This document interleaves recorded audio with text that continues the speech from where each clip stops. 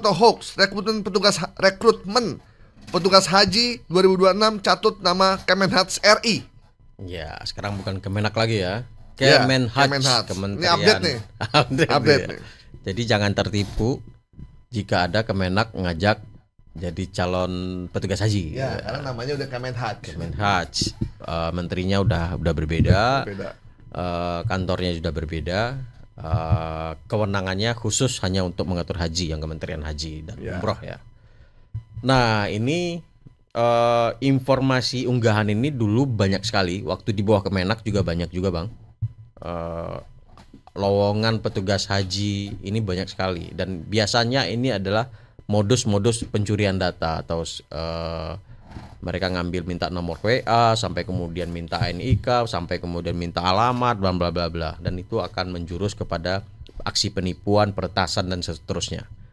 Nah, ini polanya sekarang pakai Kementerian Kemenhats ini diumumkan di awal 2026.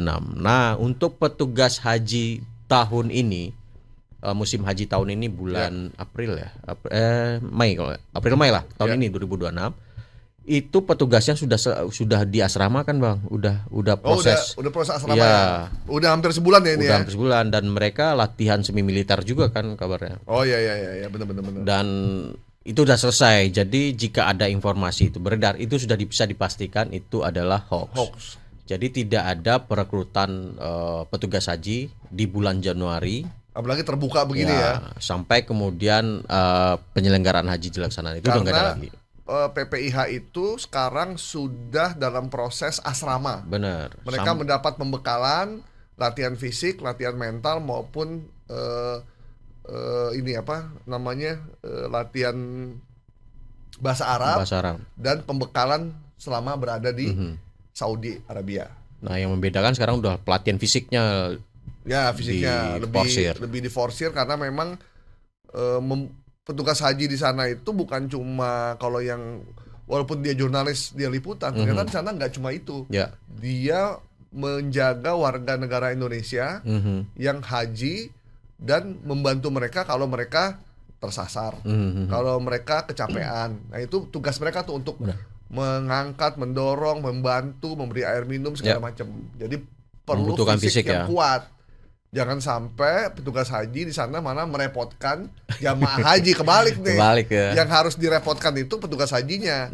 Karena jamaah Indonesia kan banyak orang udah cukup berusia ya. Karena di atas 50 sangat tinggi gitu. Ada 60, 70, bahkan ada yang umur berusia 80 tahun gitu. Jadi memang membutuhkan banyak, dan ini bukan aja ada di Indonesia nih. Negara-negara lain juga melakukan hal yang sama gitu. Dan biasanya kalau ada banyak jamaah haji yang meninggal, itu adalah jamaah haji yang ilegal. Jamaah haji ilegal tuh banyak yang meninggal karena mereka tidak punya tenda, tidak diurus oleh negaranya, tidak ada petugasnya, jadi mereka membawa diri mereka sendiri. Mewakili diri sendiri ya. Diri sendiri. Gitu. Jadi ini sudah berakhir, perekrutan sudah berakhir Desember kemarin kan. Dan mereka akan selesai nih. 9 Februari selesai. 9 Februari selesai pendidikan short course-nya itu udah selesai, baru kemudian mereka yang dipersiapkan untuk membantu proses jemaah berangkat. Dan mereka akan berangkat lebih dulu kan bahkan 2 minggu sebelum jemaah berangkat ya. Jadi karena mereka yang prepare di sana juga kan. Di sana. Jadi ada 2 tempat di Madinah dan di Mekah. Al-Mukarramah. Ya. Oke, Bang. Diundang, Bang, jadi petugas? Enggak. Informasi bahwa ada perekrutan jamaah haji, perekrutan petugas jamaah haji oleh Kemenhats 2026 kita nyatakan hoax ya. Karena perekrutannya sudah selesai dan teman-teman PPIH ini sudah di asrama dan akan selesai seminggu ke depan, sekitar 9 Februari 2026. Kalaupun ada cadangan, itu tidak direkrut secara besar-besaran, paling mungkin di antara mereka atau petugas-petugas tertentu yang akan direkrut, kecuali kalau mereka mengalami masalah di kemudian hari. Ada informasi Prabowo dan Purbaya sepakati harga Pertalite turun jadi Rp7.000. Bang, itu Bang? Enggak. Ya infonya begitu nih. Bener apa enggak nih? Waduh. Jadi memang salah dalam jadi ada sebuah ini kayak harapan nih. Ada sebuah video yang menyebutkan Prabowo dan Purbaya itu harga Pertalite diturunkan. Kalau di sini malah bikin hoax nggak pas ya. Dari 11.000 menjadi 7.000. Jadi dia nggak kurang riset dibikin hoax. Nah, Pertalite itu harganya 10.000 bukan 11.000. Jadi di informasi ini dibikin 11.000 menjadi 7.000. Itu satu kesalahan dalam pembuatan konten hoax ini. Ya. Nah, ini kemudian beredar di Facebook, kemudian banyak yang kemudian mengambil informasinya seolah-olah ini mendapat dukungan dari Menteri Keuangan. Nah, kira-kira informasinya, Bapak Presiden, Menteri Keuangan Purbaya sepakat untuk menurunkan harga BBM menjadi 7.000. Menurut Purbaya, 7.000 itu sudah memiliki keuntungan yang sangat besar. Nah, ini kita ingat bahwasannya BBM itu memiliki harga yang relatif lebih murah harga pasarannya. Nah, ternyata narasi ini kemudian dikembangkan oleh si pembuat hoax ini. Ya. Nah, menurut keputusan Menteri SDM 245 dan seterusnya, bahwasannya formula penentuan harga itu sudah ada.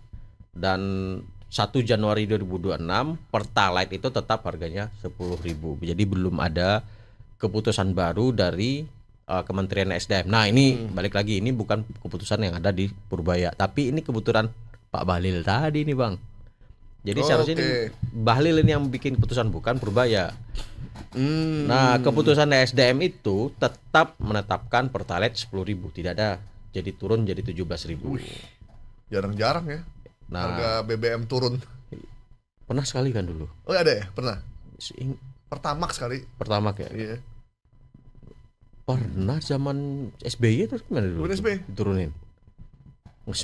Itu lupa ya. Nah, yang jelas 1 Januari 2026 ditetapkan harga Pertalite tetap 10.000. Cuman ini hoaxnya salah juga bikin hoax nggak detail ya.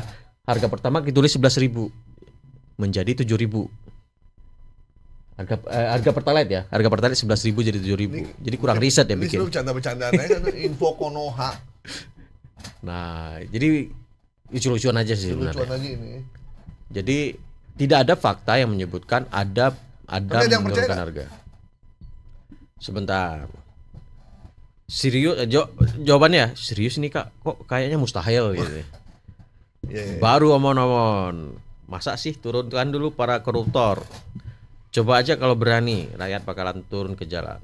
Pak, yang turun cuma satu, kelapa. Yang lainnya pernah naik gitu. Oke.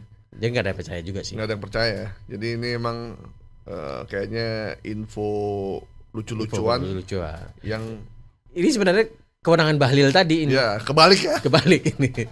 Ini kewenangan Bahlil. Kalau Bahlil yang ngomong ini, itu kompetensi. Ada, di kewenangan dia. Ya. Kebijakan memang itu adalah wilayah dia. Oke. Informasi bahwa Prabowo dan Purbaya sepakat harga Pertalite turun jadi Rp7.000 per liter kita nyatakan hoax. Pertalite masih 10.000. Jadi kalau Anda pengen membantu negara, ya belilah Pertamax atau Pertamax Plus atau Pertamax Dex.